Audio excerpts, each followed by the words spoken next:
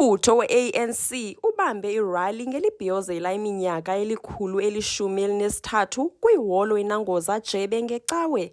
Usihlalo walo mbutho kwiphondo leMpuma Kapa u-Oscar Mabuyane uthi bengumbutho we-ANC bayamxhasa urhulumente wobambiswano kwaye baza kusebenzisana namanye amaqela ezopolitiko ukuzisa uzinzo ingakumbi kumasipala iNelson Mandela Bay. I-GNU kuyo yonke lento ikhokelwa ngayo i-Communist Party isinike i-lifeline. Besinganalo ithemba loba singaphinde Nelson Mandela sibe nomeya we-ANC. We lost Johannesburg. We lost Ekurhuleni. We were marginal in Durban, eThekwini.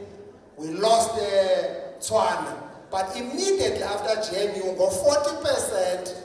Osimfumeneyo sabeka umthetho uthi we are still a majority up that cannot form the government. Wonke umuntu afuna uza apha makeze apha. But anozoxoxa nabantu abazawuthi hayi basizawungena kule GNU asimfuna upresident Louis Makahambe. Awuyiva ke le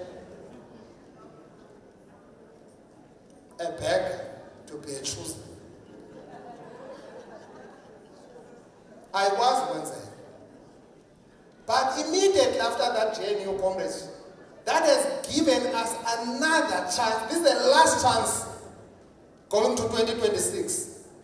uMabuyane uthi lo mbutho uza kukhulisa uqoqosho kweli phondo khona ukuze kudalwe amathuba emisebenzi ingakumbi kwicandelo lokwenziwa kwezithuthi. So we're building le ndlela inkulu kuthiwa ukuvuselela 7 billion road railway line that connects Gqeberha to Johannesburg.